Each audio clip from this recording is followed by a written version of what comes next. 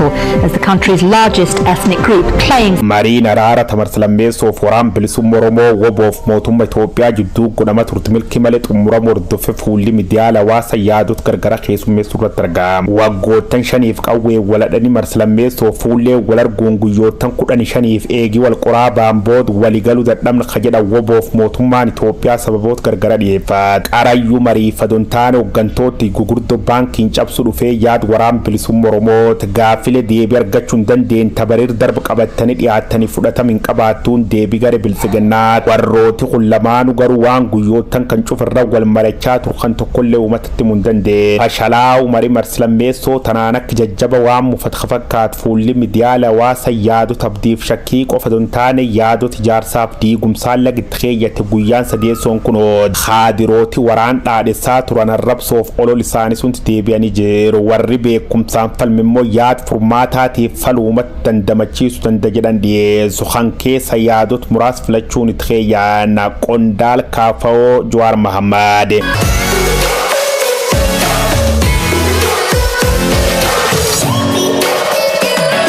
Yali Marsalama Faf Wobof Motum Ethiopia wal Tarars of Tanzania Godam Milk Abu Nisi Umat Braga Daf Chabha Mile Kudata Unisif Tad Khata Timusafis Nogunun Ufudabu Wanga disease Tatulab Dukutachung Garum Barbachis one Tatif Mercedes of Dubikhala Lujechungava Dubin Shane Ijafijo Lenka Dugafin Shane of Judugo Mundande Nef Karawar Khabaji Malef Khabaj Kheninen Dure Communication Nan Oromia Hailo Dunya Tinjada Ondal Likunar Mandura Leje Famo Jaja Waram Bilisum Moromo Kumsa Dribala Mesa Kham Marro de Debi Lalabatul Lobun Jirachunam Khanaegi Baram Tasimo Wan Sobef Tat Wan Kijiba Kanabarre Suf Umatromo Tokolet name Umatimo Barre Famisa Khan screenshot to go to Mat and say Barre Famisa Kos Rotterdam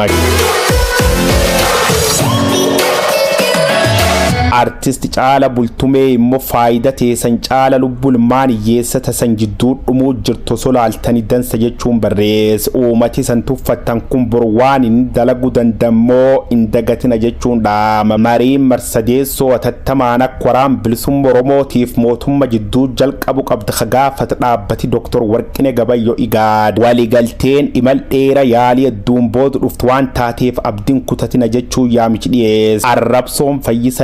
Barre Famit Eran Juar Mahamad Ololi Gamaf Gamasi Garek Amule Talaman de Gartum Bulbulche de Muratargam Yadot Format Khajawar Muhammad Marsitan of Nugargaru dan Dejede Khaim Mumefan Kokofa Wa Wali Khenani Fudachu Kabane Rakopao Lameso Wal Shaki Dusani Jirtich Absu Sadeso Ololgam Mediative Dirrelula Mesu dan Abu of Charakana Fayedamne Gabisena Rasab Khambararu Kamnijechunga Ethiopian Prime Minister Abiy Ahmed says his government will begin negotiations with the rebel group, the